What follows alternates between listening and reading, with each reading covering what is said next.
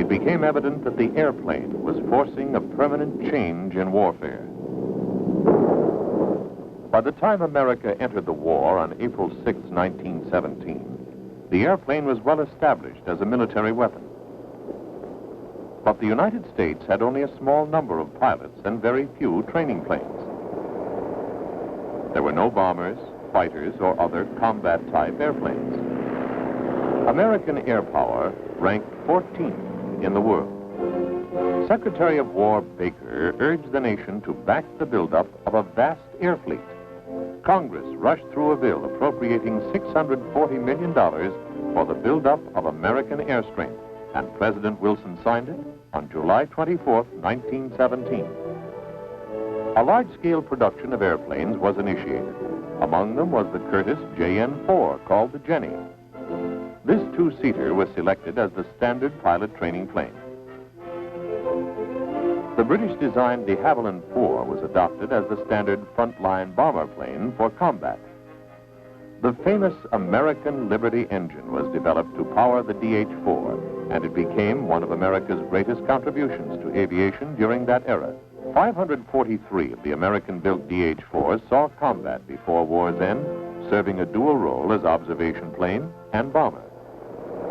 Not only were airplanes needed in large quantities, but men had to be trained to fly and maintain them. The air war in Europe stirred America's young men. There was no shortage of volunteers. In the year following the declaration of war, over 38,000 of America's youth had volunteered for flying training with the Army.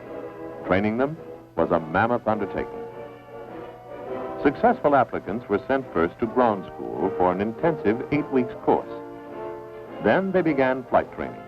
This was divided into 3 phases: dual instruction, solo practice, and cross-country training. Successful completion of these phases earned the flyer his commission and the right to wear the wings of a military aviator. When stateside training was completed, the new pilots were sent overseas, where they were taught to fly combat planes. Although the first American flying unit didn't arrive in Europe until September 1917, some Americans had already flown combat with the British and French beginning in 1915.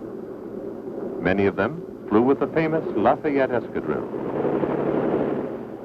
After the United States entered the war, many of these pilots transferred to the Air Service. The nucleus of the 103rd Aero Squadron was made up of former members of the Lafayette Escadrille.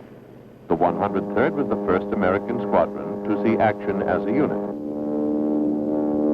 The 94th Pursuit Squadron became the first American-trained flying unit to see combat. The 94th was the famous Hat-in-the-Ring Squadron, later commanded by Captain Eddie Rickenbacker, who became America's top ace in World War I with 26 victories. More American squadrons joined those already committed to battle. As the intensity of the war increased, so did the involvement of the American Air Services. As an example, American pilots flew over 3,300 sorties during a 5-day period in September of 1918. Great battles raged, both in the air and on the ground. The Germans attempted to smash the Allies before the influence of American forces could swing the tide of the war. It took large concentrations of air power to counter the German efforts. The Allies planned an all-out effort to wipe out the large German salient at San Miguel. The battle plan included the first independent attack by the American Army, and it called for a large air offensive.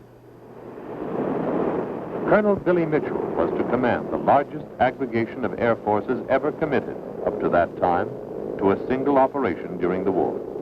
Flying both American-built DH-4s as well as French and English-built planes, the Americans and French enjoyed numerical superiority for the first time. On the opening day of the battle, Mitchell committed 1,500 planes. He proved his theories on the effectiveness of concentrated air power as his aircraft entered combat on the 3rd day of the battle.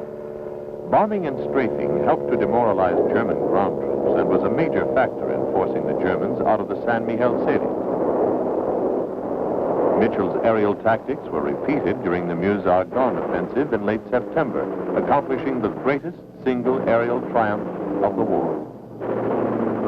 The Allied Air Armada fought off waves of Germany's best planes and pilots.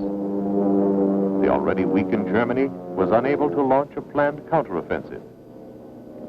The defeat of Germany loomed closer. By the end of the war, November 11, 1918, 71 Americans qualified as aces, each credited with shooting down or sharing in the destruction of 5 or more German planes. Their total score was 450 planes and 50 balloons. A few of the never-to-be-forgotten American aces were Lieutenant Frank Luke, Major Raoul Lufberry, and the ace of aces, Captain Eddie Rickenbacker. 6 months before the war ended, an event took place in the States which influenced the evolution of American air power. On May 15th, Army flyers inaugurated America's first airmail service. In the years following, airmail pilots established routes and a system of airways that are still being utilized. Many ex-military flyers wanted to stay in aviation, but there were very few jobs for civilian pilots. Some bought surplus Army planes and flew them anywhere they could make a dollar. Carnivals, county fairs, exhibitions. These barnstormers often made money by taking passengers for their first plane ride. Some earned a living by stunt flying, a very dangerous business which left crowds spellbound. Many of these barnstormers invested in bigger planes and helped develop intercity taxi service, the stepping stones to today's commercial airlines. During the 20s, flyers accepted many challenges. They strived to fly higher, faster, and farther. Builders began to develop better planes, engines, and navigation equipment. Record flights came rapidly. One was the cross-country non-stop flight from New York to California. After 2 unsuccessful attempts, Army Lieutenants McCready and Kelly took off from Long Island in May 1923. Just under 27 hours later, they landed in California, the first flyers to complete a non-stop coast-to-coast flight.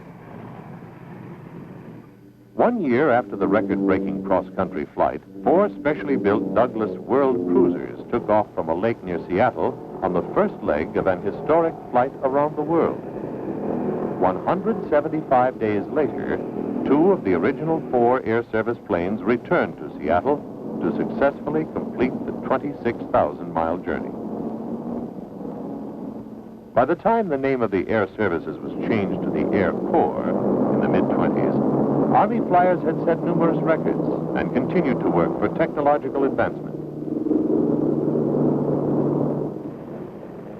Cold weather testing proved the ability of men and planes to operate in sub-zero temperatures. New speed records were set in 1925 when Lieutenants Cy Bettis and Jimmy Doolittle won the Pulitzer and Schneider Cup races respectively within a 2-week span. 1 month after Lindbergh's historic flight in May 1927, another flying achievement was accomplished by 2 Air Corps pilots, Lieutenants L.J. Maitland and A.F. Hegenberger. Taking off from California, they flew a Fokker tri-motor monoplane named the Bird of Paradise, non-stop to Hawaii in 25 hours and 50 minutes. With their destination a mere dot in the Pacific Ocean, their flight demanded exceptional navigation, superb flying skill, and real courage. In 1929, Air Corps flyers established an unofficial world flight endurance record in another tri-motor Fokker named the Question Mark. Using a mid-air refueling technique developed in 1923, aerial fuel transfers were successfully accomplished 43 times, 9 of which were performed at night. The Question Mark, commanded by Major Carl Spaatz, and including Captain Ira C. Eaker and Lieutenant Elwood R. Quesada among its crew, stayed aloft for almost 151 hours, landing only after one engine began to give them trouble. The decade of the 20s is often referred to as the Billy Mitchell era. Following World War I, General Mitchell was the chief proponent of air power, and he strongly voiced the opinion that America must maintain strong air defenses. Mitchell believed that bombers would spell the end of sea power, He asked for the opportunity to prove the effectiveness of air power over naval forces. The combined War and Navy departments granted his wish and gave him the chance to prove his theories. On 2 separate occasions, U.S. airplanes carried out attacks on warships that were going to be scuttled or scrapped, including the powerful German battleship Ostfriesland. Mitchell's bombers sank some of the supposedly unsinkables, including the U.S. battleships Alabama, New Jersey, and the Virginia. Many years were to pass before the significance of these bombing tests was fully recognized, as witnessed the destruction of American ships of the Pacific Fleet at Pearl Harbor. The decade of the 20s spawned many pioneers in aviation. Some of the names high on the list of non-military aviators were Amelia Earhart, Wiley Post, and the Lone Eagle Charles A. Lindbergh. Considering the distinctive progress in aviation in the 20s, it seems justifiable that many historians term this period the golden age of aviation.